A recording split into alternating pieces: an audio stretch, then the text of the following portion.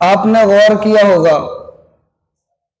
دنیا کے اندر جتنے بھی انسان موجود ہیں سارے کے سارے انسان ایک درجے پر فائز نہیں ہیں، ایک عہدے پر فائز نہیں کیا اللہ نے۔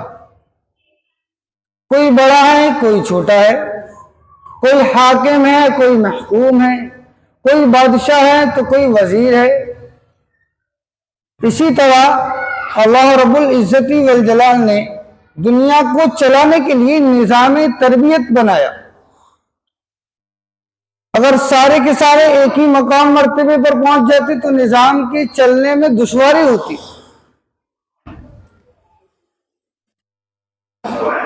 اسی طرح اللہ رب العزت والجلال نے قرآن عظیم میں فرمایا الرجال قوامون علی النساء، مرد کو اللہ نے عورت کا حاکم بنایا ہے۔ عورت کے مقابل میں اللہ نے مردوں کو ان کا ذمہ دار بنایا ہے، ان کا سرپرست بنایا ہے۔ گھروں کا حاکم اور گھروں کی سیاست، گھروں کی ذمہ داریاں اللہ نے مردوں کی ذمہ دی ہیں۔ جس طرح اللہ رب العزت والجلال نے دنیا کا نظام چلایا ہے ترتیب سے، سارے لوگ ایک مقام مرتبے پر نہیں ہیں۔ اگر سارے کے سارے انسان ایک مقام مرتبے پر پہنچ جائیں تو دنیا کا نظام چلنا دشوار ہو جائے۔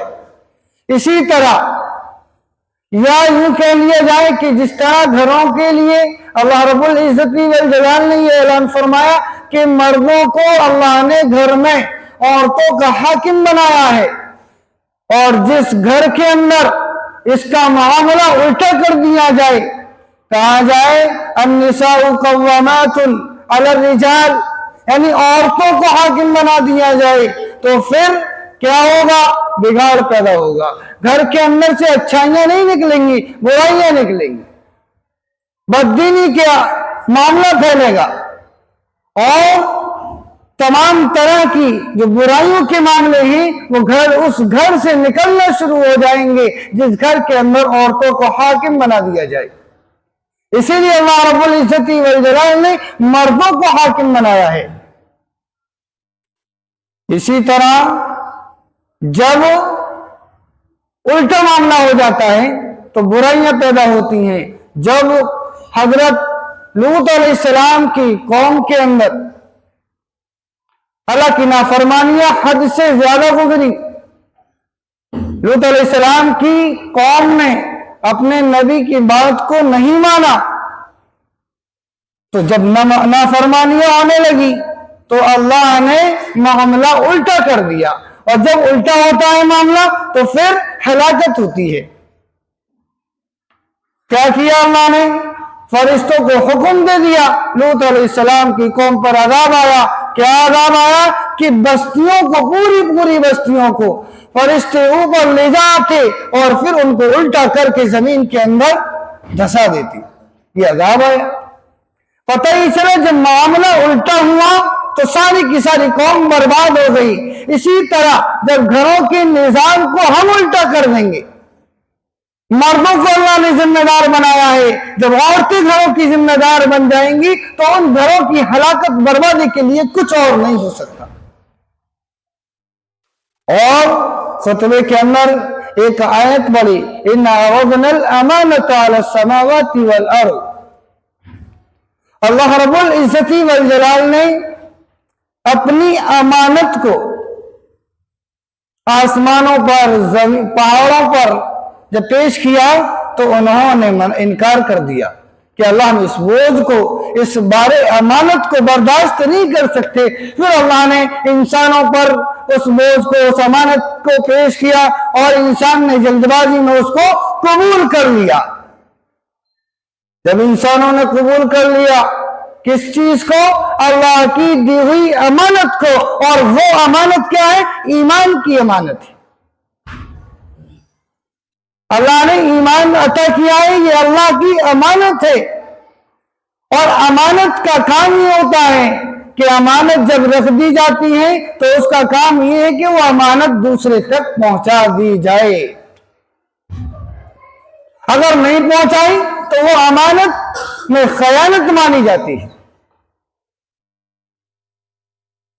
بہت سارے لوگ تو یہ سوچ رہے ہوں گے کہ ہم تو کسی کی امانت ہی نہیں رکھتے، ہم خیانت کہاں سے کرنے لگے؟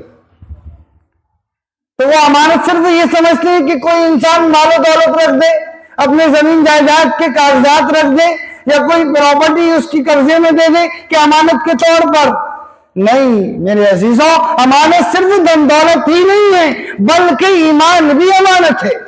جس طرح اللہ نے اپنی اس امانت کو انبیاء علیہ السلام کو دیا، انبیاء علیہ السلام نے اس امانت کو اپنی امتوں تک پہنچایا، اور جب نبیوں کا سلسلہ ختم ہوا، ہمارے اور آپ کے آقا تاجدار مدینہ محمد عربی صلی اللہ علیہ وسلم پر ختم نبوت کا تاج پہنا دیا گیا کہ اب کوئی نبی نہیں آئے گا۔ اللہ کے نبی علیہ السلام نے بھی فرما دیا اگر میرے بعد کوئی نبی ہوتا تو عمر ہوتے، اور عمر تو آپ کے صحابی ہیں، تو پتہ ہی چلا آپ کے بعد کوئی نبی نہیں آئے گا، اور آپ کے جانے کے بعد نبوت کا سلسلہ ختم ہونے کے بعد پتہ ہی چلا جب اللہ کے نبی علیہ السلام نے ایمان اور دین کی امانت کو اپنی امت تک پہنچا دیا، اور اب یہ کام امت کا رہا کہ یہ ایمان کی امانت اللہ کے نبی تک پہنچی، اللہ کے ذریعے سے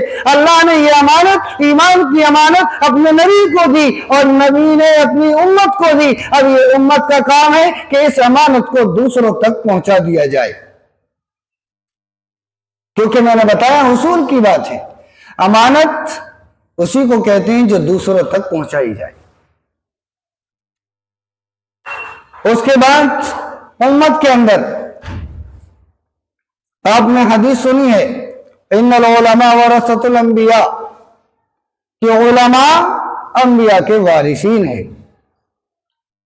اب وہ امانت جو نبی نے اپنی امت تک پہنچائی اور یہ فرما دیا کہ جو علماء کی جماعت میں شمار ہوگا وہ نبی کا وارث ہے، اب اس کے پاس اللہ کے نبی کی امانت ہے، ایمان ان کے پاس امانت ہے، اب دوسروں تک، اپنے ایمانی بھائیوں تک اس امانت کو پہنچایا جائے، اس امانت کو پہنچایا جائے۔ اور جب علماء اپنی قوم کے اندر، اپنے سماج کے اندر، اپنے معاشرے کے اندر جب اس ایمان کو پھیلاتے ہیں، ایمان کی باتیں بتاتے ہیں، تو جو لوگ سنتے ہیں، جو لوگ اس کو جان لیتے ہیں، پھر ان کی ذمہ داری ہوتی ہے کہ وہ بھی اس امانت کو دوسروں تک پہنچائیں۔ لیکن غور کیا جائے، ہم لوگوں نے صرف اس کی طرف تو توجہ ہی نہیں رہی، اس کو ہم امانت سمجھتے ہی نہیں، اور جو امانت ادا نہیں کرتا، جو امانت ادا نہیں کرتا، اس کے بارے میں آپ نے سنا ہوگا، حدیث میں آتا ہے منافق کی 3 علامتیں ہیں، جب بولے گا جھوٹ بولے گا، جب وعدہ کرے گا وعدہ خلافی کرے گا، اور امانت رکھوائی جائے گی تو امانت میں خیانت کرے گا۔ ہر انسان یہ چاہتا ہے، ہر انسان کی یہ تمنا ہوتی ہے، یہ چاہت ہوتی ہے کہ میں اچھا ہو جاؤں، میں سب سے بہتر بن جاؤں، میرے اہل و عیال کے لوگ، میرے بھائی، میرے عزیز بھی اچھے بن جائیں اور بہتر ہو جائیں۔ لیکن اسی طرح ہر انسان یہ چاہتا ہے کہ میں اچھا بن جاؤں، میرے عزیز، میرے رشتہ دار، میرے بھائی اور میرے فیملی ممبر سارے کے سارے اچھے ہو جائیں، بہتر ہو جائیں۔ اسی طرح مسجد کا امام جو ہوتا ہے وہ بھی یہی چاہتا ہے کہ وہ یہ نہیں چاہتا کہ صرف میں اپنی نماز اچھی طرح ادا کر لوں، وہ بھی یہی چاہتا ہے کہ میرے جتنے بھی مقتدی ہیں، میرے پیچھے جتنے بھی لوگ نمازیں ادا کرنے والے ہیں، سارے کے سارے لوگ اچھے ہو جائیں، سارے کے سارے لوگ بہتر بن جائیں، سارے کے سارے لوگ صراط مستقیم پر چلنے والے بن جائیں، ایمان پر قائم ہونے والے بن جائیں۔ ہر انسان یہ چاہتا ہے، اور ہر مسجد کا امام یہ چاہتا ہے کہ وہ خود بھی اچھا بنا رہے اور اس کے مقتدی حضرات بھی بہتر اور اچھے انسان بن کر زندگی گزارے۔ وہ یہ نہیں چاہتا کہ صرف میں ہی اچھا بنا رہوں اور میں ہی اپنی نماز اچھی طرح ادا کرتا رہوں. اسی لیے کیونکہ یہ ہمارے پاس امانت ہے اور ہم آپ تک پہنچانے کی کوشش کرتے ہیں اور کوشش کرنا ہماری ذمہ داری ہے. اگر ہم نے نہیں کی تو پھر امانت میں خیانت ہوگی، امانت میں خیانت ہوگی. منافق کی جو 3 پہچان بتائی ہیں، سب سے پہلی پہچان، جب بولے گا جھوٹ بولے گا. اللہ کے رسول صلی اللہ علیہ وسلم فرماتے ہیں علیکم بالصدق، جب بھی بات کرو تو سچ بات کرو، جب بھی زبان سے کوئی بات نکالو تو سچ کہو. جھوٹ سے منع فرمایا ہے اللہ کے رسول صلی اللہ علیہ وسلم نے. اللہ کے رسول صلی اللہ علیہ وسلم کے پاس ایک مرتبہ ایک شخص آئے، وہ کہنے لگا ہے اللہ کے رسول میرے اندر 3 برائیاں ہیں، میں یہ چاہتا ہوں کہ میں آج سے وعدہ کروں کہ آج کے بعد ان برائیوں کو چھوڑ دوں گا، لیکن 3 برائیوں کو میں ایک ساتھ نہیں چھوڑوں گا، ایک ایک کر کے چھوڑوں گا. کیا برائیاں ہیں؟ پوچھا میں جب بھی بولتا ہوں تو جھوٹ بہت بولتا ہوں. دوسری میرے اندر خرابی ہے کہ شراب پیتا ہوں. تیسری خرابی یہ ہے کہ میں زنا کرتا ہوں. اور تینوں جو برائیاں ہیں ان کو میں ایک ساتھ نہیں چھوڑ سکتا، ایک ایک کر کے چھوڑوں گا. آپ سے میں وعدہ کر رہا ہوں، آپ بتا دیجئے کہ میں سب سے پہلے کون سی برائی کو چھوڑوں. وہ سوچ رہا تھا کہ اللہ کے نبی علیہ الصلوۃ والسلام کہیں گے کہ شراب کو چھوڑ دو یا کہیں گے کہ زنا چھوڑ دو. اللہ کے رسول صلی اللہ علیہ وسلم نے فرمایا کہ تم سب سے پہلے جھوٹ کو چھوڑ دو. بڑا خوش ہونے لگا اندر ہی اندر، کہنے لگا سب سے چھوٹی جو غلطی تھی، سب سے چھوٹی خرابی جو میرے اندر تھی جھوٹ بولنے کی، اس کو منع کیا ہے اللہ کے نبی نے. ٹھیک ہے میں اب جھوٹ نہیں بولوں گا، لیکن جو 2 برائیاں تھی ان سے منع نہیں کیا. بڑا خوش ہوا، چلا گیا. جب اس کا دل یہ چاہا کہ شراب پی لوں، تھوڑی دیر سوچنے لگا کہ اگر میں شراب پیتا ہوں اور کہیں کل کو میں پھر اللہ کے نبی کے پاس پہنچا اور مجھ سے میرے اللہ کے نبی نے پوچھ لیا کہ بتاؤ تم نے شراب پی تھی اور میں نے وعدہ کیا کہ جھوٹ نہیں بولوں گا، پوری محفل کے اندر پوچھ لیا، مجلس کے اندر پوچھ لیا، سارے شہر کے لوگوں کے سامنے پوچھ لیا، اور اس میں تو بڑے لوگ بھی ہوں گے، چودھری لوگ بھی ہوں گے، بڑے سرمایہ دار بھی ہوں گے، اور مجھ سے میل جول والے بھی ہوں گے، رشتے دار بھی ہوں گے، پھر تو میری بہت بڑی توہین ہوگی اور میں جھوٹ بول نہیں سکتا کیونکہ میں وعدہ کر کے آیا ہوں کہ اب جھوٹ نہیں بولوں گا. تو اس نے شراب نہیں پی. کس وجہ سے نہیں پی؟ کیونکہ مجھے سچ بتانا پڑے گا. پھر اس کے بعد اس کا دل یہ چاہا کہ زنا کر لوں کا. بہت دیر تک وہ سوچتا رہا، پھر وہی خیال آیا کہ میں وعدہ کر کے آیا ہوں اللہ کے نبی سے کہ میں جھوٹ نہیں بولوں گا، اور اگر میں نے کالا منہ کر لیا تو پھر وہی معاملہ کہ اللہ کے نبی نے کہیں سارے لوگوں کے سامنے پوچھ لیا، بڑی مجلس میں پوچھ لیا، تمام رشتے دار عزیز ملنے جلنے والے کو سامنے پوچھ لیا، تو میں تو جھوٹ نہیں بولوں گا، تو میری تو بہت ہی زیادہ توہین ہوگی، بہت ہی زیادہ میرا سر نیچا ہو جائے گا. واہ رے اللہ، کیا آپ نے نبی کی شان بنائی کہ ایسی رگ پر ہاتھ رکھا کہ اس کی 3 خرابیاں ایک ہی ساتھ ختم کر دی. صرف وہ تو خوش ہو رہا تھا لیکن اس کی عقل بعد میں چلی نا کہ جھوٹ کے لیے منع کیا ہے، اگر یہ کام کے لیے منع نہیں کیے تو کر لوں گا. لیکن اللہ تعالیٰ نے اپنے حبیب کے اخلاق کو بڑے عظیم درجے پر پہنچایا ہے، بڑی حکمت عطا کی، ایسی رگ پر ہاتھ رکھا کہ اللہ کے نبی صلی اللہ علیہ وسلم نے اس کی 3 برائیوں کو جڑ سے مٹا دیا.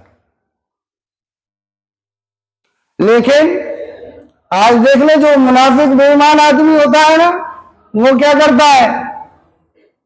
जब बोलेगा झूठ बोलेगा, समझता है इसने तो बहुत बड़ा तीर मार दिया, बहुत बड़ा कमाल कर दिया झूठ बोल करके।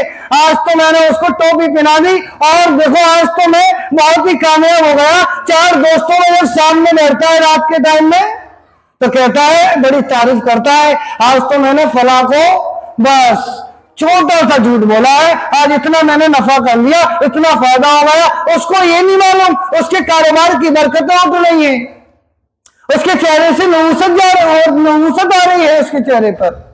और रहमत के फरिश्ते जो उसके आसपास रहते थे, इसके झूठ बोलने की वजह से, इसके मुंह से जो बदबू आ रही है, इस वजह से वो फरिश्ते भी कोसों मील दूर भाग गए। तो बड़ा खुश हो रहा है झूठ बोल करके, आज तो मैंने बहुत बड़ा तीर मारा है।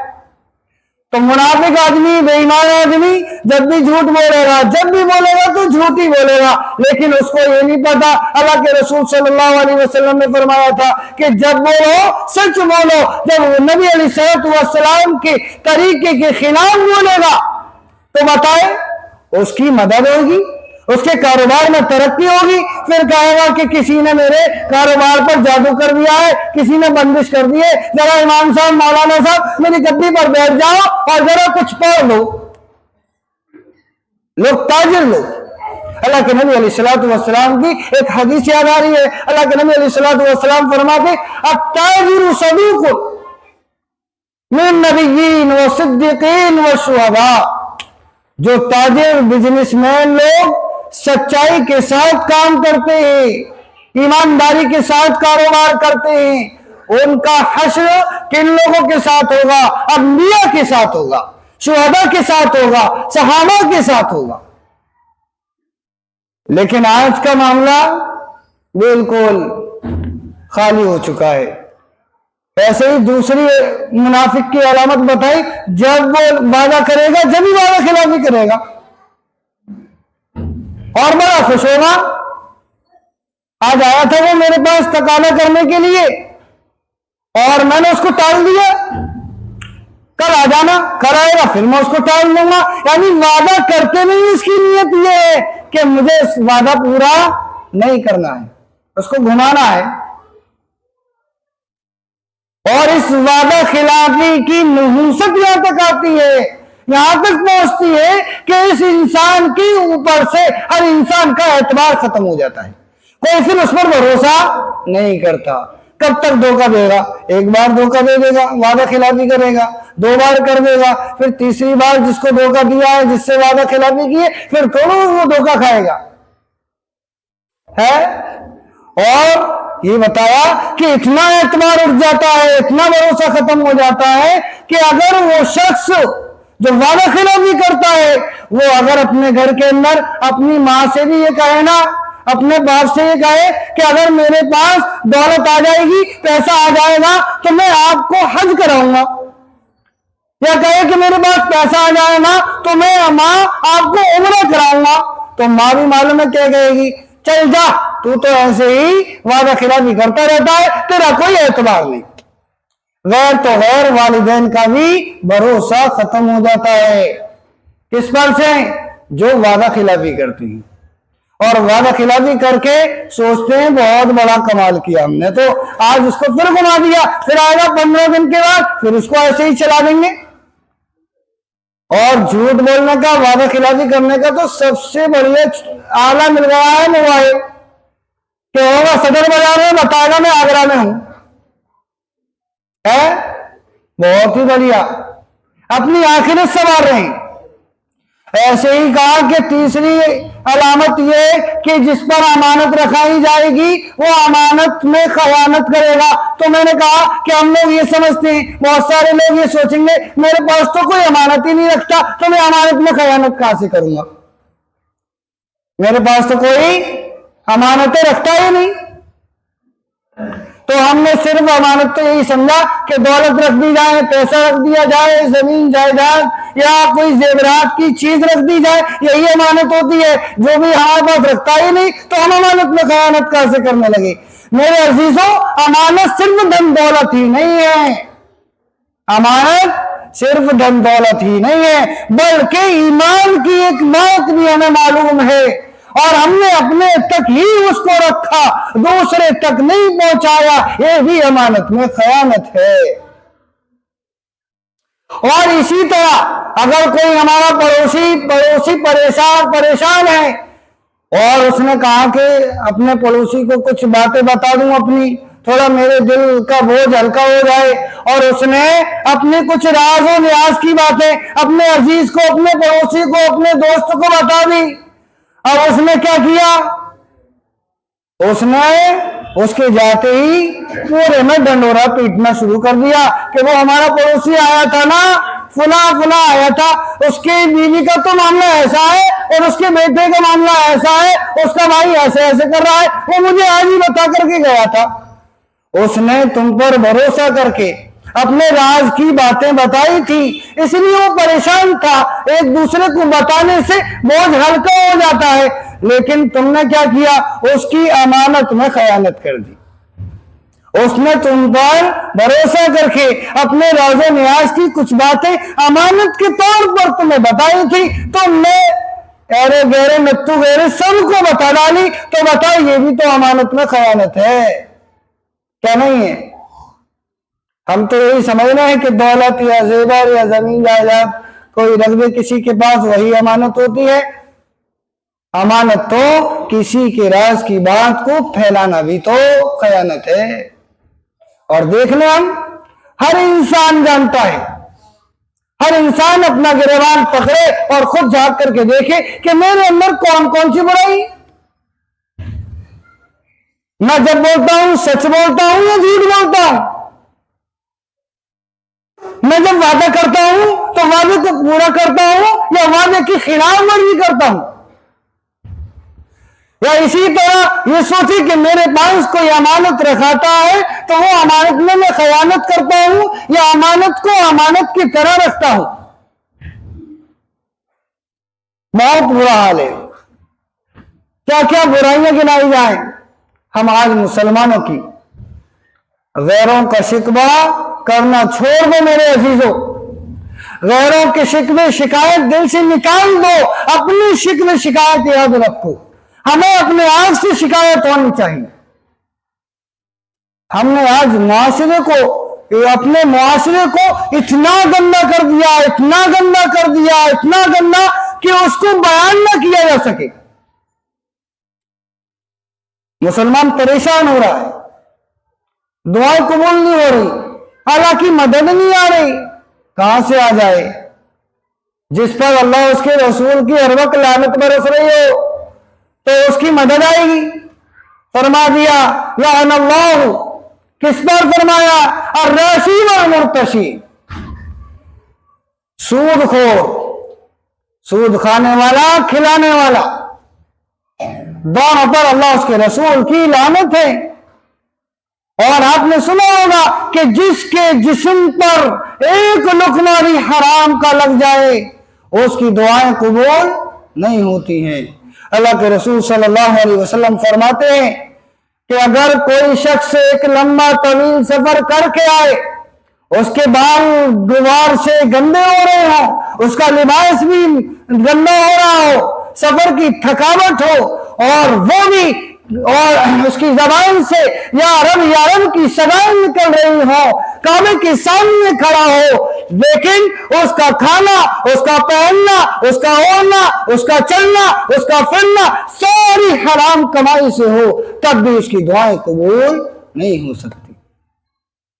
اور میرا تو کہنا یہ ہے کہ اسی حدیث کی روشنی میں اگر کوئی شخص لمبا سفر کر کے جائے کا مطلب یہ ہے کہ حج کے لیے جائے اور بیت اللہ کے سامنے کھڑا ہو اور بیت اللہ کی غلاف کو پکڑا ہوا ہو اور یا رب کی صدائیں لگا رہا ہو اور رو رہا ہو، لیکن اس کا کھانا پینا، چلنا پھرنا، اوڑھنا بچھونا سارا کا سارا حرام مال سے ہو تو اس کی دعائیں قبول نہیں ہو سکتی۔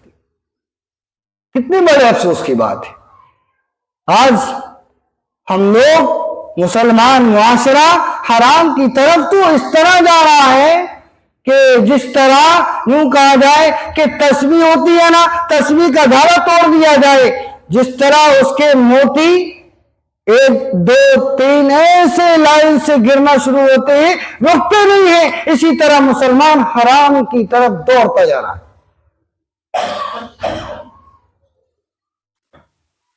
नौजवान तबके को देखो कैसे रोजाना मेहनत करता है दिन भर और शाम को जाकर के सट्टा लगाता है।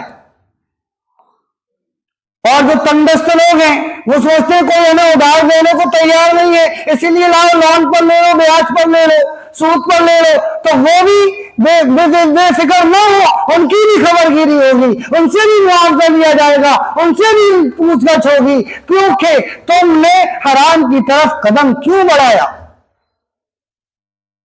तुम एक रोटी खा लेते, आधी भूख भर लेते, आधी भूख चाहे भूखे सो जाते, हराम का लुक्मा अपने पेट में नहीं जाने देते। आज हराम खा रहे हैं, हराम समझते हैं सिर्फ जुआ सट्टा ही है। ये लोन आज नाम नया आ गया, आदमी समझता है कुछ क्या, ये तो लोन है, ये सूद और ब्याज नहीं है। और जिसके पास ज्यादा सरमाया आ गया उसने सोचा बैठ करके मैं कैसे कमाऊं, तो उसने ब्याज पे जाना शुरू कर दिया। अब बहुत बढ़िया है, मुझे कोई मेहनत नहीं करनी पड़ती, कोई मजदूरी नहीं, कहीं जाना नहीं पड़ता। कुछ लोग मेरे पास आते हैं और ले जाते हैं और उसकी वसूलियां भी कर लेता हूं।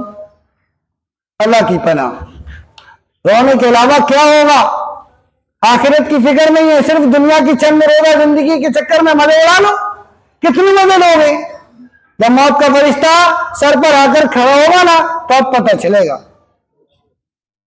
अभी तो आंखें बंद है ना, आखिरत दिखाई नहीं दे रही है, कब्र का मंजर याद नहीं आ रहा है, हश्र का मैदान याद नहीं आ रहा है, पुल सिरात का रास्ता याद नहीं आ रहा है।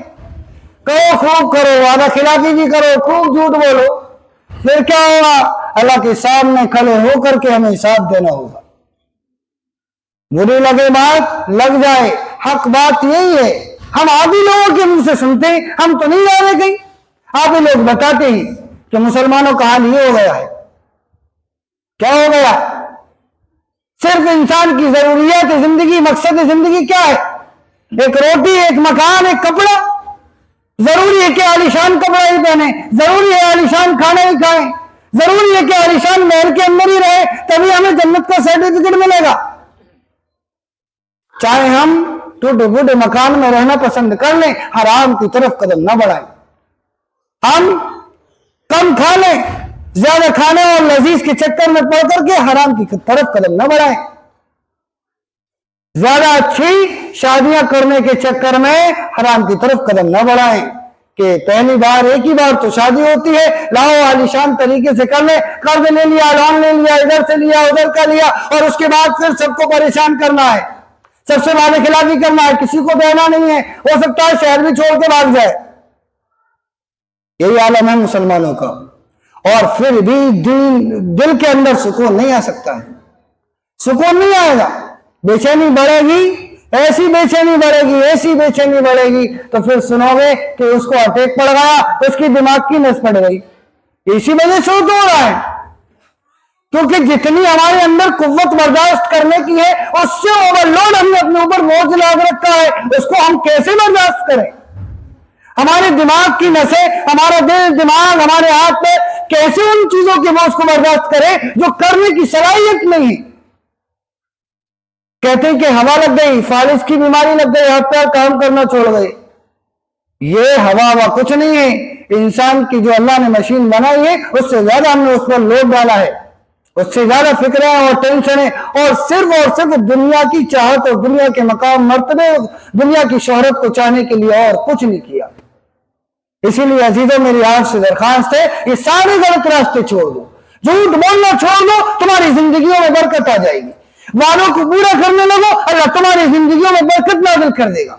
अमानतों में खयानत न करो, अमानतों को पूरा अदा करने लगो, लोग तुम्हारे ऊपर भरोसा करने लगेंगे, तुम्हारे कदमों में दौलतों के अमान लगा देंगे, क्योंकि तुम पर भरोसा होगा। जब भरोसा नहीं होगा तो तुम्हें एक फूटी कौड़ी देने को कोई तैयार नहीं होगा। इसलिए मैं आपसे बड़ी मुअद्दबाना हाथ जोड़कर दरखास्त करता हूं कि अपने बुराइयों के रास्तों से गुरेज कर लो, बच जाओ, अल्लाह के नबी के तरीके पर जिंदगी गुजार लो। अल्लाह के नबी के तरीके पर जिंदगी गुजार ली तो कल आखिरत में हमारा हश्र